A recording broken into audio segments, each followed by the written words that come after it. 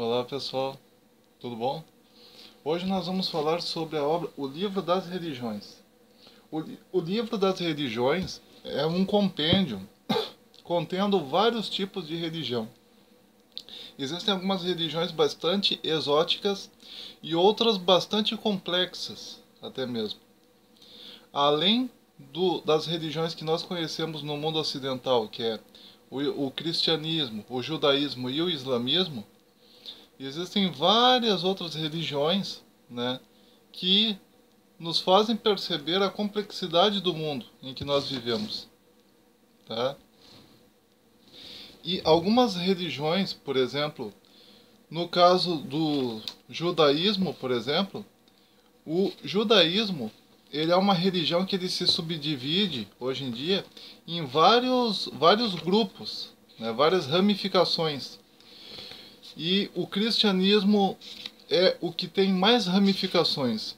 Já o islamismo não é tanto.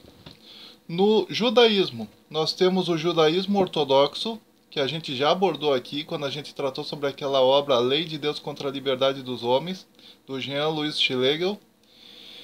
Tem o judaísmo ortodoxo acredita que apenas a Torá e o Talmud estão certos e que você deve obedecer fielmente a Torá e o Talmud e que você não deve se desviar, digamos assim, da Torá e do Talmud de maneira nenhuma.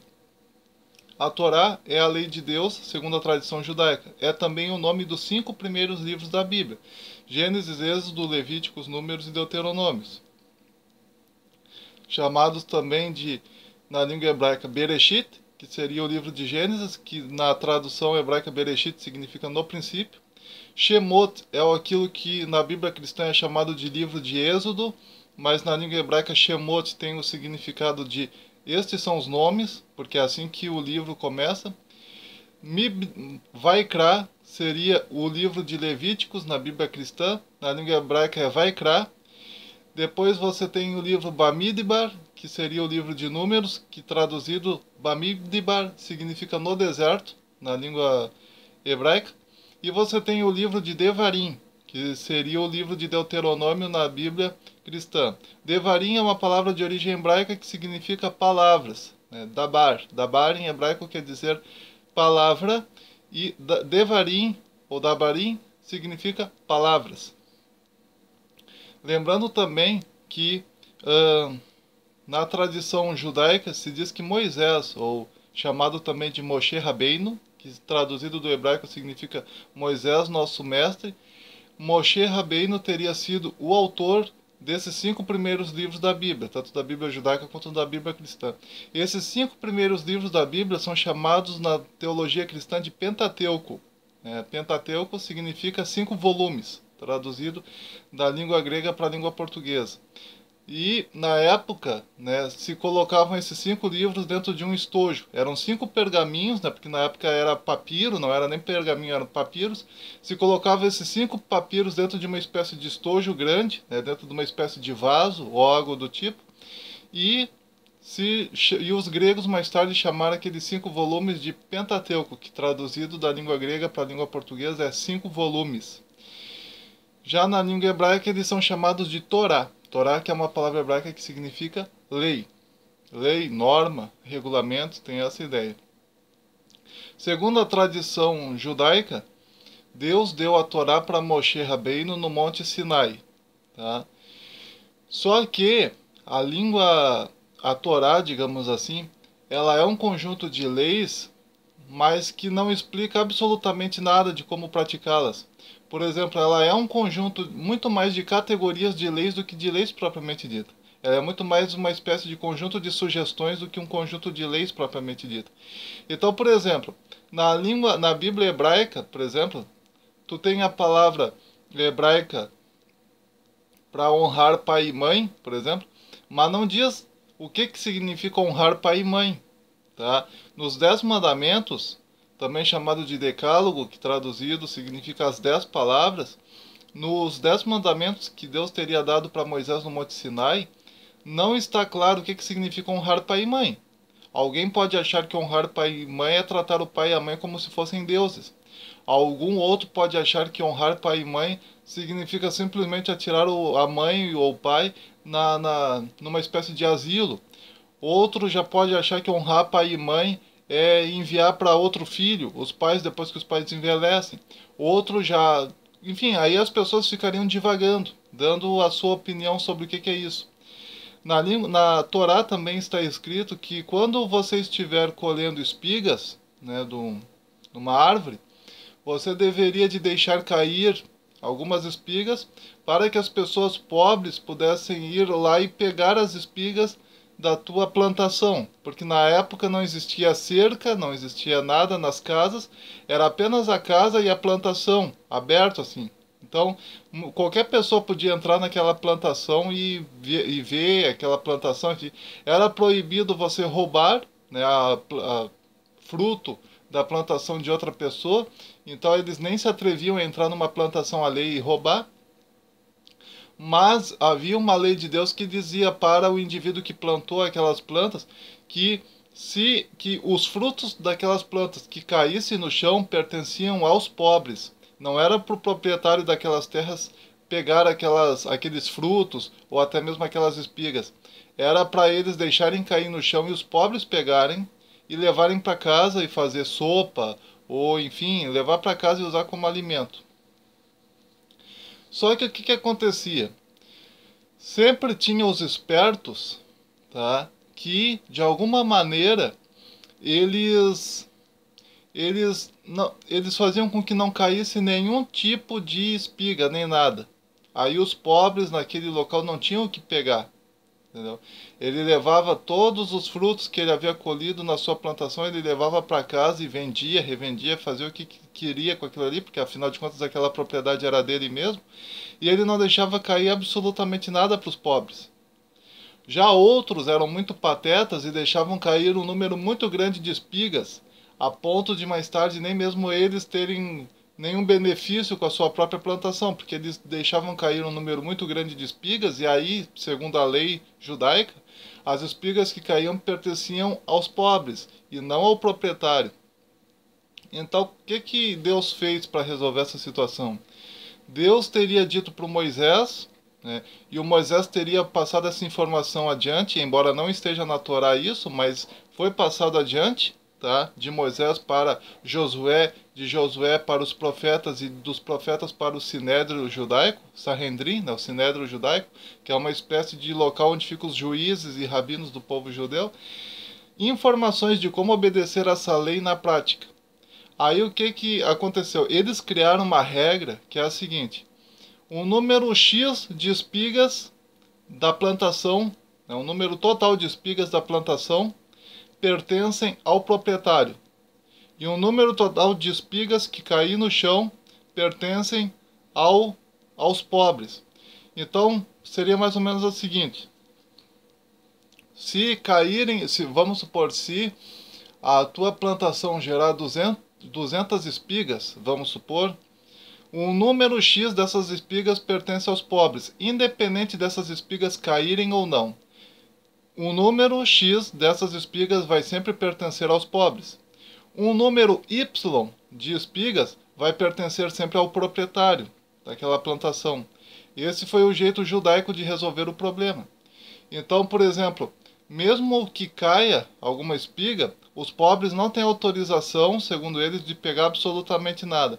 É o proprietário que vai pegar todas as espigas daquela plantação, colocar numa espécie de mesa, separar naquela mesa o que é dele e o que é dos pobres, pegar aquela parte que pertence aos pobres, levar num cantinho da sua plantação, exatamente dedicada para eles, para os pobres, e deixar ali as espigas que pertencem para eles. Deu?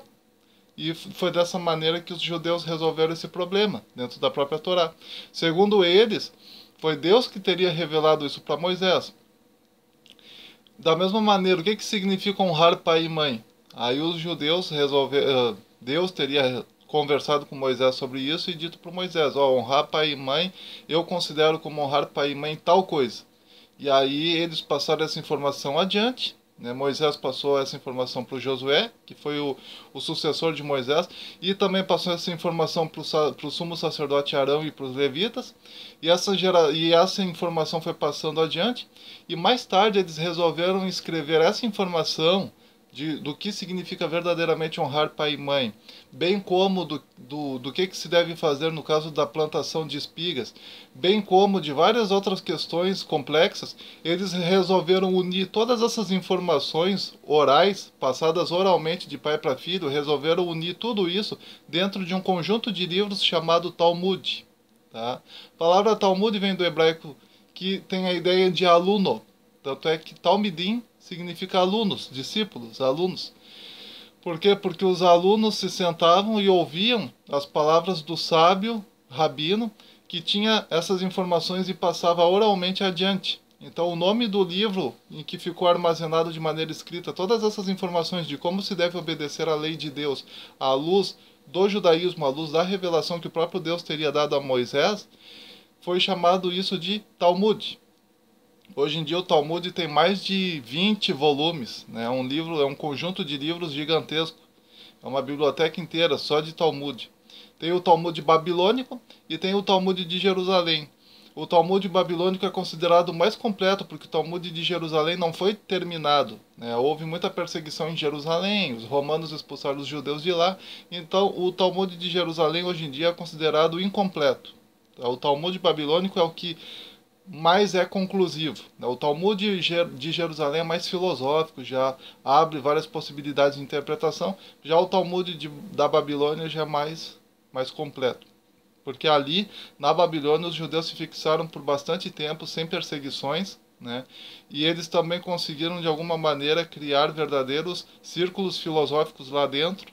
E como eles estavam dentro da própria Babilônia, e a Babilônia tinha um poder militar gigantesco, antes de alguém atacar os judeus teria que passar pelos próprios babilônios.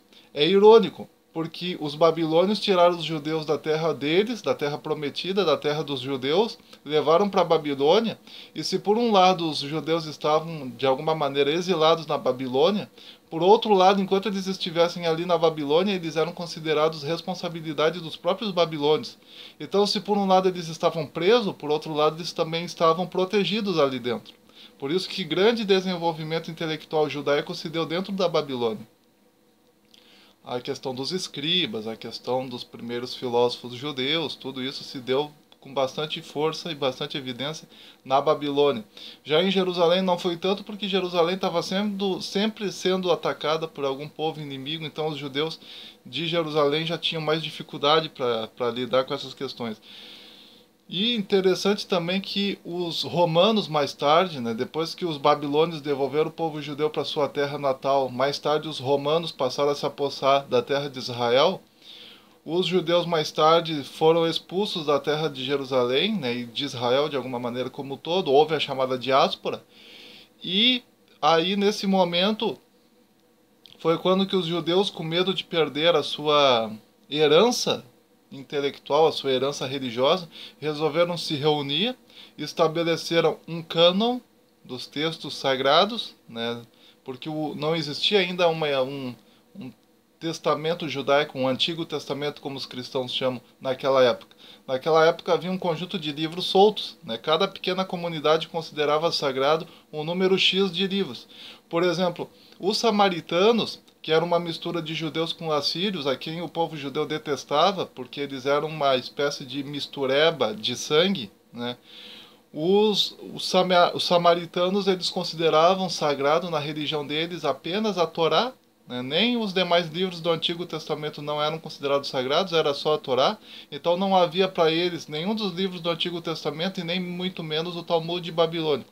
Para eles, sagrado era apenas os 5 livros de Moisés.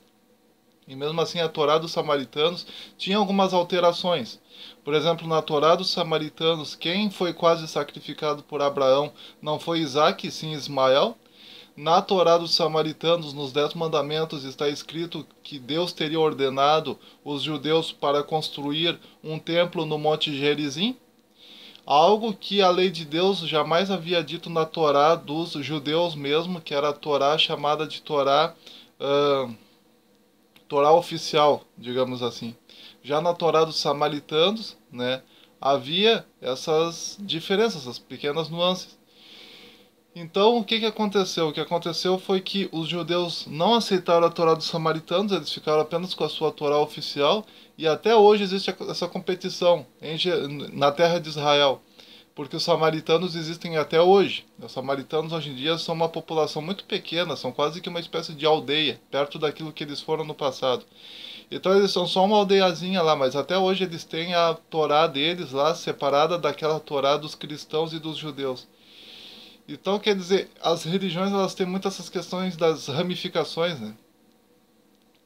Então, o judaísmo, nós temos, nas ramificações do judaísmo, nós temos o judaísmo ortodoxo, nós temos o judaísmo sefaradita, também chamado de sefardita, que refere-se aos judeus que viviam na Península Ibérica, atual região de Portugal e Espanha, a partir do século X, e seus descendentes, né?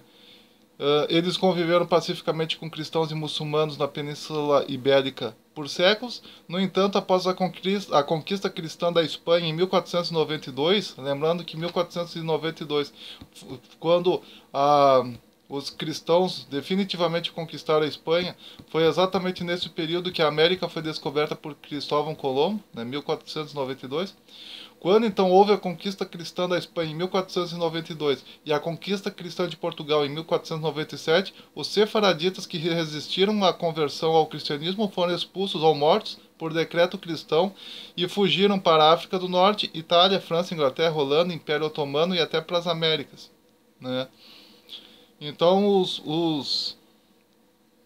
grande parte das crenças fundamentais do judaísmo sefaradita assemelha-se com as crenças do judaísmo askenazi, ortodoxo, embora haja mais ênfase no misticismo e algumas diferenças de cultura e prática, incluindo questões de linguagem, alimentação, feriados, reza e culto, né?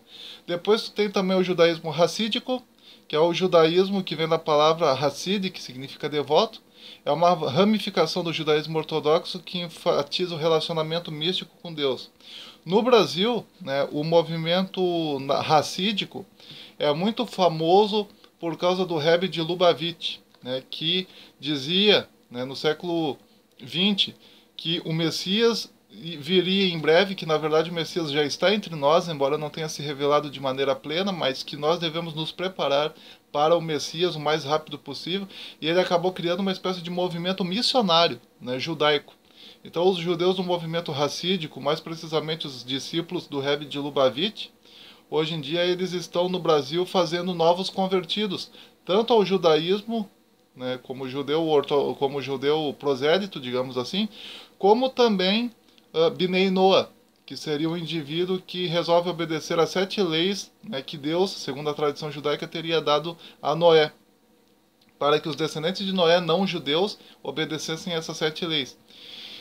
E é interessante, porque enquanto o judaísmo racídico tem essa questão dos Bnei Noah, o judaísmo sefardita não concorda com essa questão dos Bnei Noah. Segundo o judaísmo sefardita, Bnei Noah só vai existir durante o período messiânico, depois que o Messias já estiver entre nós, porque é necessário que o povo de Israel esteja por completo na terra prometida, com a liderança do próprio Messias, visivelmente, e instituam um tribunal judaico e guiem o funcionamento das nações dos Bnei Noah. Então, porque isso seria o 7º mandamento de um Bnei Noah, que seria Dinim, praticar justiça, fazer justiça. Justiça, segundo a tradição judaica, pode ser tanto esmola, como também estabelecer tribunais guiados por rabinos, em que o próprio Mashiach, ou seja, o próprio Messias, esteja na liderança disso. Como hoje em dia o povo de Israel não está na terra prometida de maneira plena, e existe muita competição entre os próprios judeus. Tu tem os judeus comunistas que criaram o comunismo, como o próprio Karl Marx, que era um judeu e criador da ideia do comunismo. Tu tem o Herbert Marcuse, o Horkheimer, o Marcuse, enfim, e vários outros da escola de Frankfurt que também eram judeus e que auxiliaram no fortalecimento filosófico do socialismo e do comunismo marxista.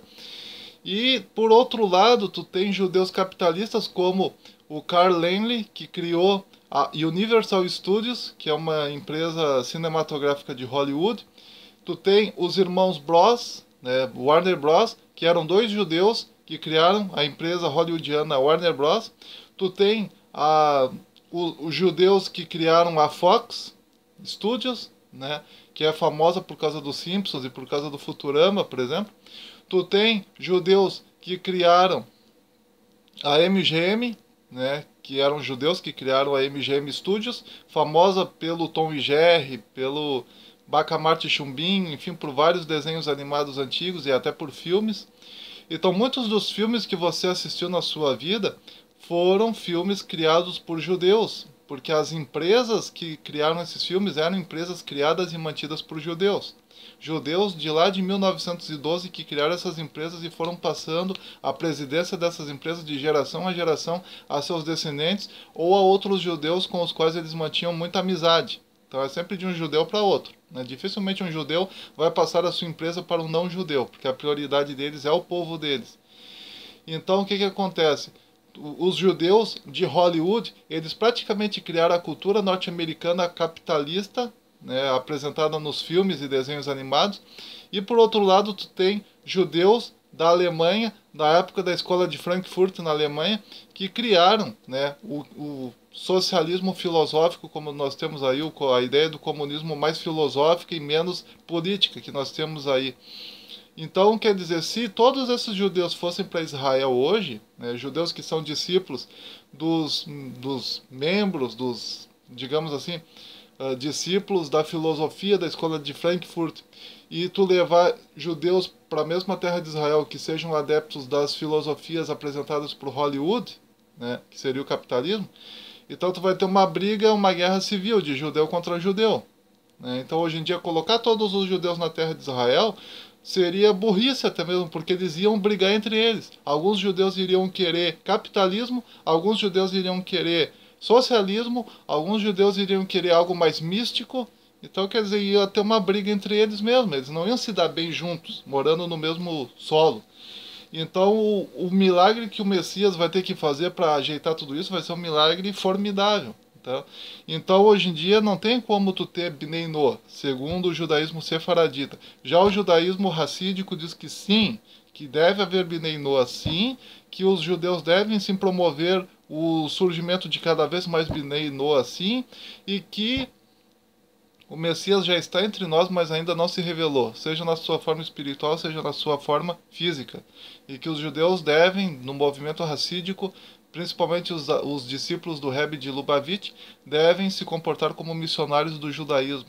Né? Então, seria mais ou menos essa ideia. Tu tem o judaísmo neo-ortodoxo, que surge na Alemanha. Tu tem o judaísmo reformista. Tu tem o judaísmo conservador. Tu tem a ciência judaica, que daí já é uma espécie quase de imitação da ciência cristã. Tu tem o judaísmo reconstrucionista. E tu tem o judaísmo humanista. Né? O judaísmo liberal, por exemplo, acredita que você não deve obedecer à totalidade dos mandamentos da Torá. Que você só deve obedecer aqueles mandamentos da Torá que te sejam possíveis na sua comunidade local. E que você não deve lutar para voltar para Israel como judeu e construir em Israel o paraíso na terra. Não. O paraíso na terra, segundo eles, é onde você estiver, no país que você estiver, obedecendo às leis do país onde você estiver. Depois nós temos 9 ramificações do judaísmo apresentadas neste livrinho aqui. Depois nós temos bem mais de 10 ramificações do cristianismo. Tá? Tu tem a Igreja Católica Romana, tu tem as igrejas ortodoxas orientais, tu tem a Igreja Armênia, tu tem as igrejas ortodoxas do leste, tu tem o luteranismo, que a gente já falou sobre Martinho Lutero e sobre as 95 teses de Martinho Lutero aqui nesse canal, tu tem o anglicanismo, tu tem a Igreja Menonita, tu tem o presbiterianismo, tu tem os batistas, tu tem os quakers, tu tem os amish, tu tem os irmãos morávios, tu tem o metodismo, tu tem os shakers, tu tem o unitarismo, tu tem o mormonismo, tu tem os irmãos de Plymouth, tu tem o cristadelfianismo, tu tem a Igreja Adventista do Sétimo Dia, tu tem o Exército da Salvação, tu tem os Testemunhas de Jeová, tu tem a Igreja de Cristo, né, que seria uma espécie de ciência cristã, tu tem o pentecostalismo, tu tem o movimento carismático, tu tem as novas igrejas africanas. Quer dizer, olha só o grande número de ramificações do cristianismo. Tá? São quase 20 ramificações do cristianismo apresentadas neste livrinho aqui. Então, quer dizer, No caso, é interessante que algumas ideias, mesmo em religiões diferentes, meio que se unem. Por exemplo, no caso do islamismo, tu também tem ramificações islâmicas. As ramificações islâmicas são 9, assim como as ramificações do judaísmo desse livro.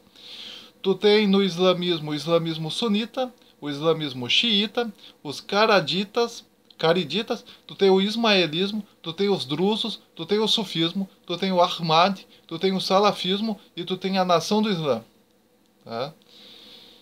Então, por exemplo, no caso do islamismo sunita, o islamismo sunita, depois da morte do profeta Mohammed, acredita que quem deve suceder o profeta Mohammed no trono do islamismo são pessoas de altíssimo nível moral, intelectual e espiritual que não sejam necessariamente descendentes da família do profeta Mohammed.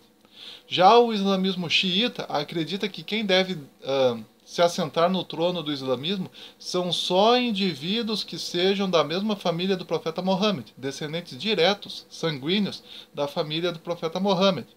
No caso do sufismo, né, esses três aqui são os mais famosos, os xiitas, sunitas e sufistas. No caso do sufismo, tu tem um islamismo muito mais espiritualista, digamos assim.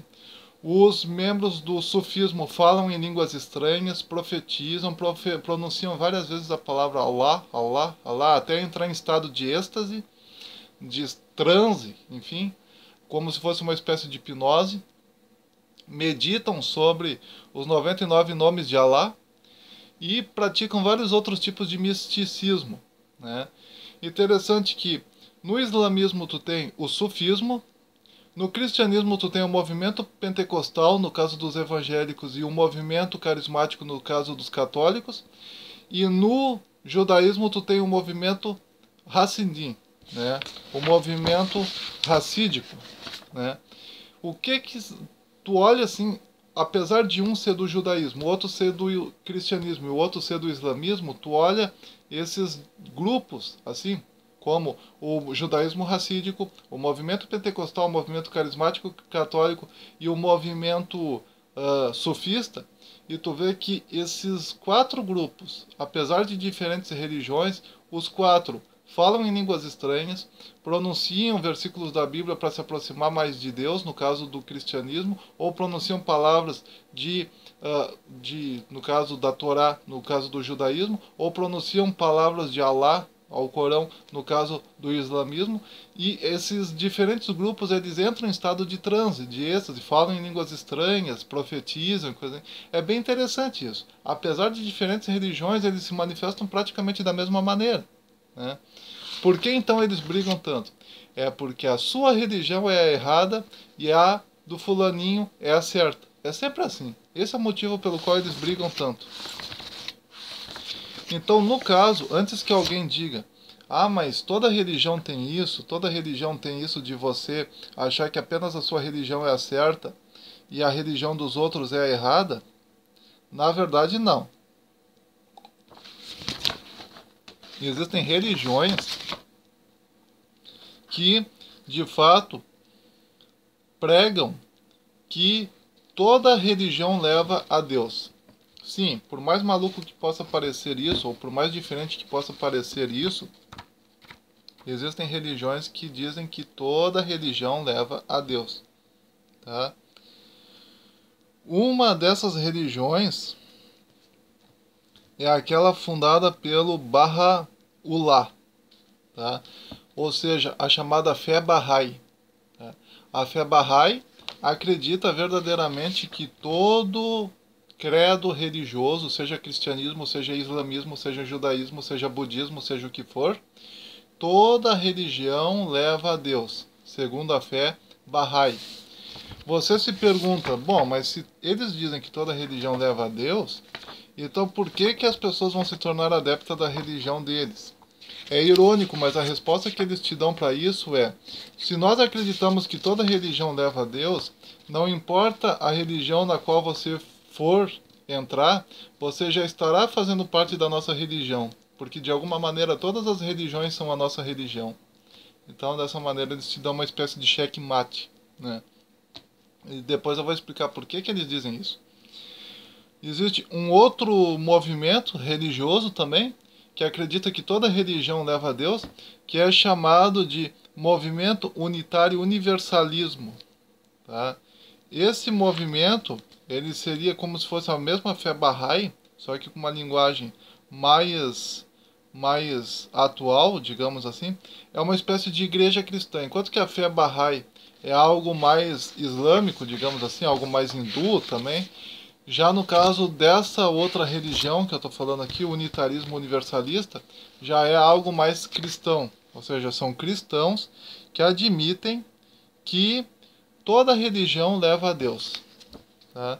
Então tu tem na Pérsia isso na forma de fé Bahá'í, tu tem no cristianismo isso na forma de unitário universalismo, e tu tem depois uma outra religião que também acredita nisso, que é a religião uma outra religião que agora que seria a própria fé Bahá'í, só que uma alteração dela, digamos assim, que acredita verdadeiramente que todo indivíduo vai para o céu, que todo indivíduo, não importa a religião na qual faça parte, ele vai para o céu e ponto final, desde que ele seja uma pessoa boa. O hinduísmo, tá? O hinduísmo, ele teve alguns grupos dentro do hinduísmo que de fato acreditavam que toda religião leva a Deus. Então, segundo esses grupos, não interessa a religião na qual você faça parte, tá? O budismo já via dessa maneira também. Quer dizer, não interessa a religião da qual você faz parte. Você faz parte de alguma religião, você já está conectado com Deus. Não interessa a religião da qual você faça parte, tá? O budismo defende que nós temos dentro de nós uma alma que não pode nem ser chamada de alma, porque é um elemento que não pode ser sequer nomeado, porque todo nome que tu vai dar para isso, você o estará escravizando a categorias linguísticas.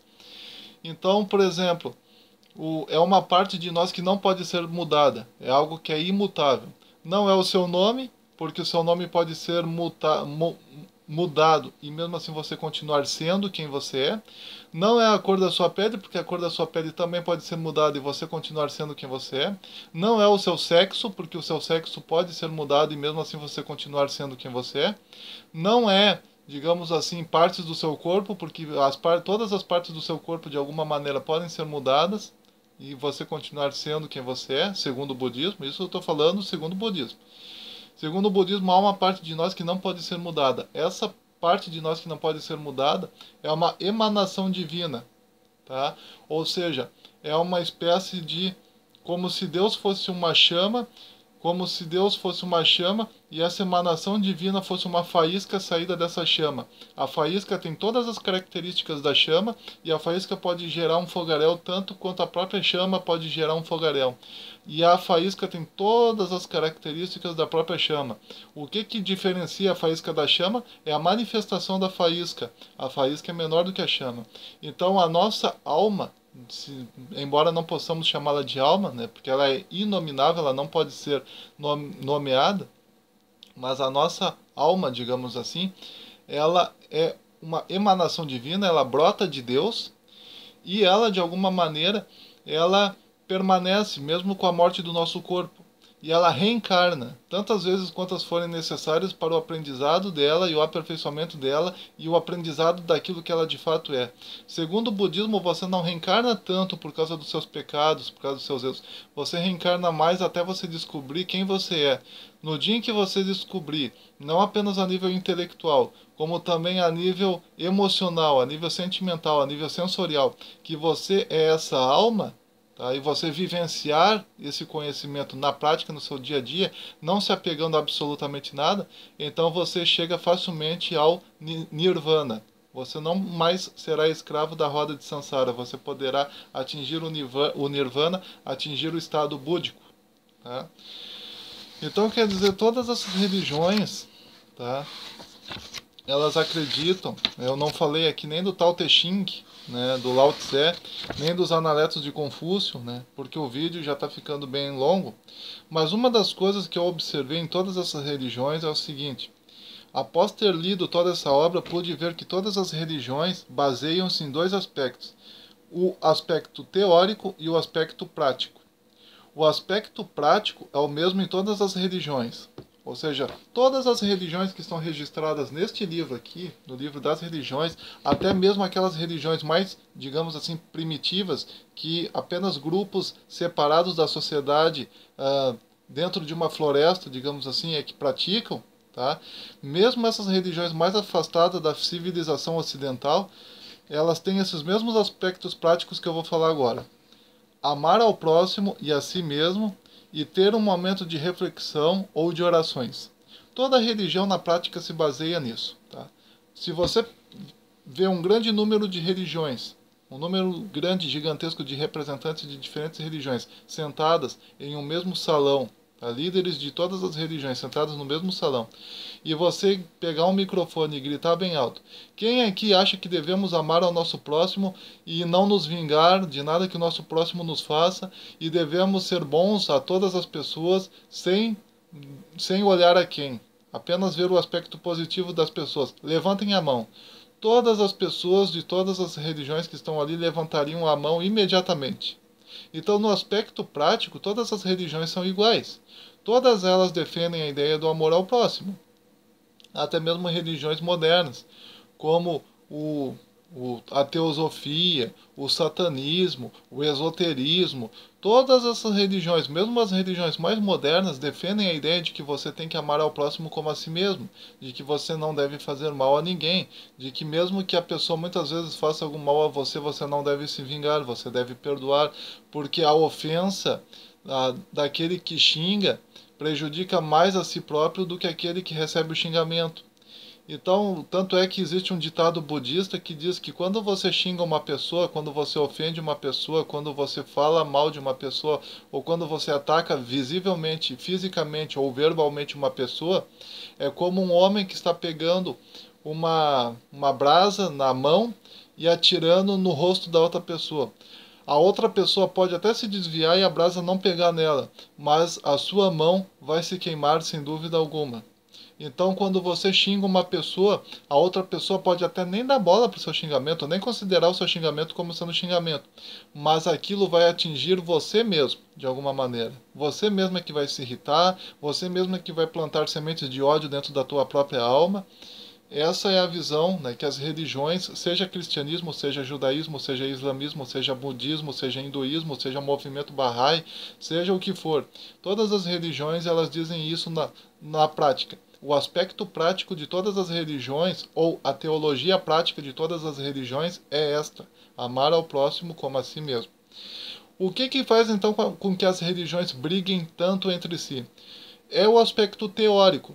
Então as religiões elas têm um aspecto prático e um aspecto teórico. É o aspecto teórico que faz com que as religiões briguem. Na prática, toda religião manda você amar ao próximo, dar esmola aos necessitados e muitas outras coisas boas.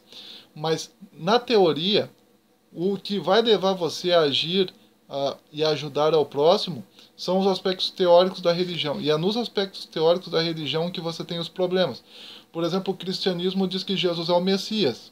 O judaísmo diz que Jesus não é o Messias porque Jesus não cumpriu nenhuma profecia messiânica.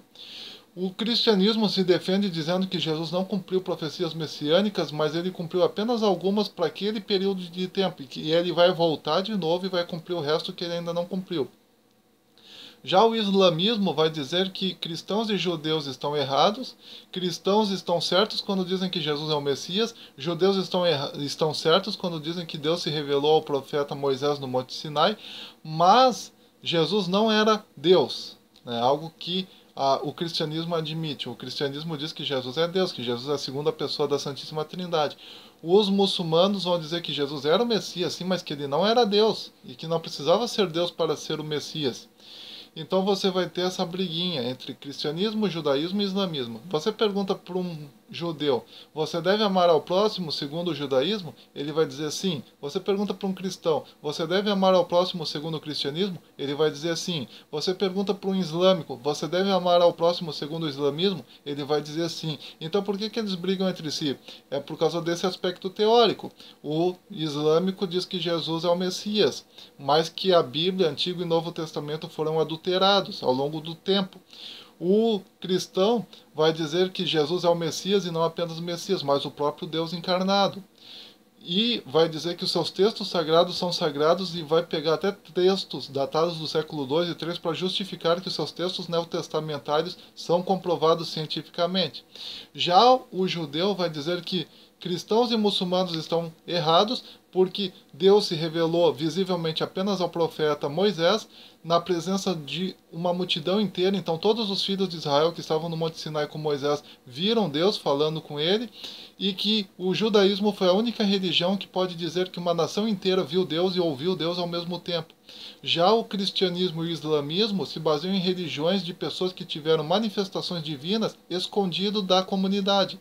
Maria recebeu a visita do anjo sem que ninguém estivesse lá para se certificar se isso de fato aconteceu. O profeta Mohammed, quando estava escondido dentro de uma caverna, recebeu revelações de Alá e a missão de Alá dele fazer o Alcorão, digamos assim, sem que ninguém estivesse lá dentro da caverna junto com o profeta Mohammed para se certificar que ele de fato viu o anjo Gabriel, ou que não foi uma loucura da cabeça dele, ou uma farsa dele, ou alguma coisa do tipo.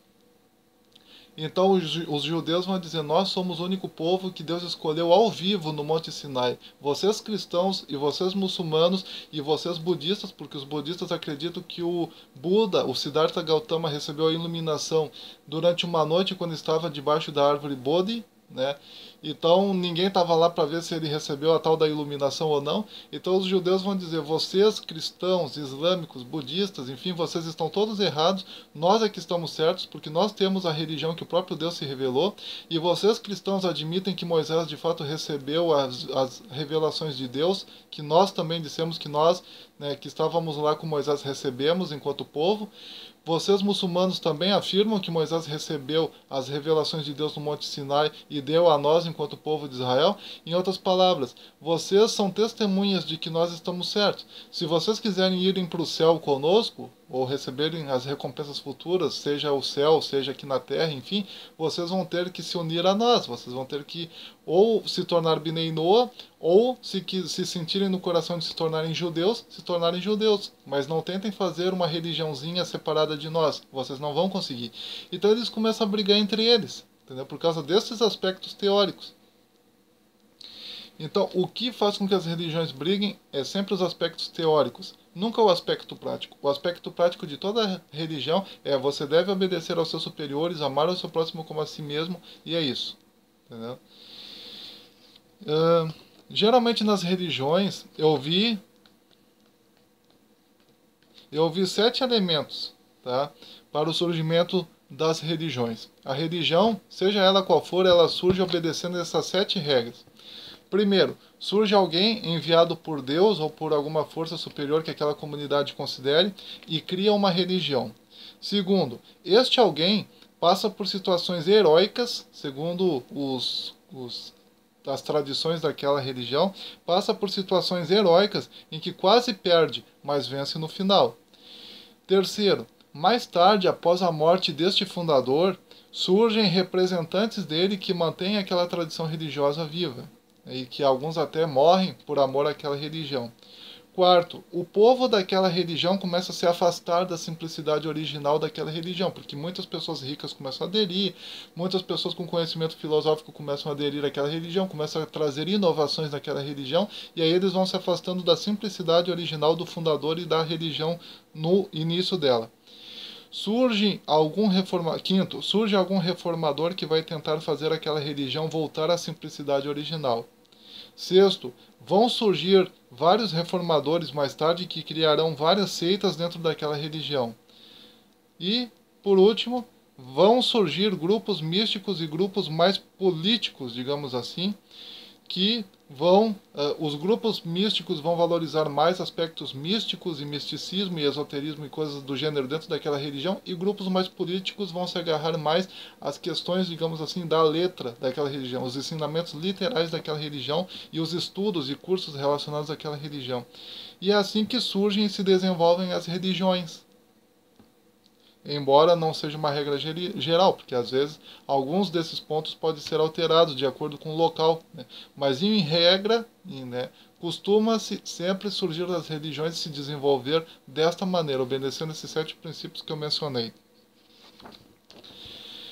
Então, digamos que assim, ó, de todas as religiões que eu vi nesse livrinho aqui, tá, a que mais se identifica conosco, né, hoje em dia, com a nossa visão, seria, por incrível que pareça, por mais que seja uma religião que a gente desconheça, seria os Bahá'í, entendeu? Os Bahá'í e o movimento, aquele que eu mencionei antes, né? O unitarismo universalismo, é o movimento unitário universalista. Por quê? Porque tanto a fé Bahá'í quanto a fé dos unitários universalistas defendem a ideia de que toda religião leva a Deus. E hoje em dia, da maneira como nós estamos nos desenvolvendo, nós não achamos mais graça em você defender uma religião a ferro e fogo, como se aquela religião tivesse a verdade absoluta dentro dela. Hoje em dia nós não conseguimos mais desrespeitar a religião dos outros, nós não conseguimos mais lutar por uma única religião. Nós começamos a estudar as religiões e começamos a ver aspectos filosóficos e aspectos místicos e aspectos positivos em todas as religiões. Então nós não estamos mais conseguindo aderir a um fundamentalismo religioso. Tá? Então a religião que mais se adequaria, digamos assim, ao século XXI seria a fé Bahá'í ou a fé do unitarismo, tá? Unitarismo, universalismo. E é isso, pessoal.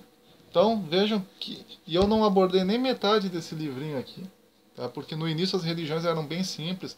Era geralmente um totem, né? Geralmente o líder da tribo morria, aí quem assumia era um totem, que era um representante, algum animal que representava aquele líder, que os próprios sacerdotes, digamos assim, escolhiam aquele animal para representar aquele líder morto, e matavam aquele animal apenas em festividades sagradas para comer a carne dele. Então, quer dizer, as religiões elas começaram originalmente de maneira bem simples. O homem das cavernas, por exemplo, ele tinha por hábito desenhar, tá, os animais que ele queria caçar, porque ele acreditava de alguma maneira que desenhando naquela caverna, naquela parede sagrada, a imagem dos animais que ele queria caçar, os deuses ou os espíritos dos mortos, enfim, dariam aquele animal para ele. Ou seja, fariam com que na hora dele caçar ele conseguisse obter aquele animal de alguma maneira. Então tu vê que a religião já estava presente até na época das cavernas, numa época em que a própria linguagem humana ainda não havia se desenvolvido da maneira correta, a religião já estava presente na mente humana. Inclusive existem alguns cientistas que dizem que a religião se baseia numa parte do cérebro, ou até mesmo em um gene, chamado de gene de Deus, né, que alguns estudiosos admitem hoje em dia que a religião auxiliou o processo evolutivo do ser humano, e por isso há no próprio DNA do ser humano um gene responsável pelo sentimento religioso do ser humano. Tá? Então tá aí, pessoal. Mais um livrinho para nós. Até a questão do ateísmo, né? O ateu seria aquele, de alguma maneira, que esse gene não se desenvolveu, ou que esse gene, por algum motivo, não foi acionado. Então, o ateu, por essa lógica, ele não escolheria ser ateu, né? A própria natureza dele já é ateísta, né? Então, aí já entraria várias teorias, né? Além do ateísmo, tu tem o agnosticismo, que é aquela ideia de que o indivíduo não sabe se Deus existe, se Deus não existe, e tu tem o teísmo, que é aquele que admite que Deus existe, mas não sabe, às vezes, qual é a religião certa desse Deus. Porque o teísta ele pode não seguir nenhuma religião e mesmo assim acreditar firmemente na existência de um Deus. Teísta vem da palavra grega theos, que significa Deus. O teísta acredita que Deus existe, mas não sabe qual é a religião certa dele. O agnóstico é aquele que não sabe se Deus existe ou se Deus não existe, ele fica na dúvida. E o ateísta é aquele que tem certeza absoluta que Deus não existe e usa todo tipo de teoria para tentar comprovar isso. Então, essa questão das religiões, essa questão das crenças, essa questão da religiosidade humana é algo muito complexo, muito interessante, vale muito a pena a gente estudar, a gente refletir, a gente analisar, Nos últimos vídeos eu tratei sobre Martinho Lutero, então nesse eu estou brindando vocês com esse fantástico livro aqui, o Livro das Religiões. Tá certo, pessoal? Então, o que eu digo para vocês é que vocês pratiquem exatamente aquilo que as religiões consideram na prática como sendo a coisa certa. Amar ao próximo, não fazer mal a ninguém, não se vingar de ninguém, ser bom para com todos, dar dinheiro aos necessitados, aos mendigos, às pessoas que necessitam de ajuda, né, contribuir com alguma instituição de caridade, não xingar, não dizer palavrão, não pegar ódio de ninguém, nem raiva de ninguém, nem sentimento de ódio a ninguém, nem pavor a ninguém, procurar viver uma vida calma e tranquila, porque no fundo essa é a mensagem final que os autores deste livro aqui deixam para nós, que na prática toda religião manda que a gente faça isso, e que quando você faz isso, de alguma maneira, você está obedecendo todas as religiões ao mesmo tempo, e você está obedecendo aquele ou aquela ou aqueles que, de alguma maneira, influenciaram os seres humanos a criar todas as religiões que existem hoje. Tá certo? Então, compartilhe esse vídeo, dê o seu joinha, se inscreva, comente, divulgue, participe. Um forte abraço, até mais. Nos vemos na próxima.